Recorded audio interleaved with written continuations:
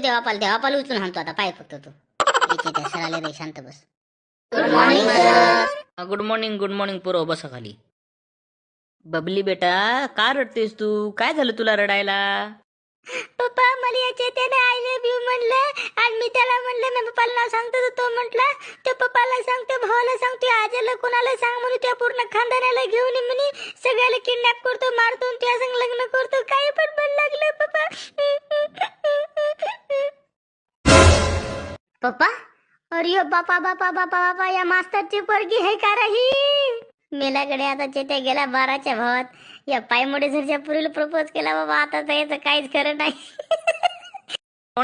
ते चैतन्य का? बर बर, थांब थांब, तू रड नको बाळा. तू थांब, मी हो ना इथं, मी हो. तू काय टेन्शन घेऊ नको.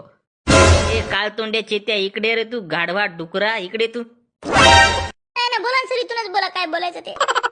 तू येतो इकडे का मी येऊ तिकडे? मी तिकडे जर आलो ना तर तुला मुतच तर मारेल ना. तू इकडे जर आलात मी तू काही करणार नाही. नाही नाही येतो सर बाबा. मीच येतो तिकडे. तुझ्या पाया पडतो सर. म्हणले मारू नका प्लीज. हो सर, येतो मीच येतो.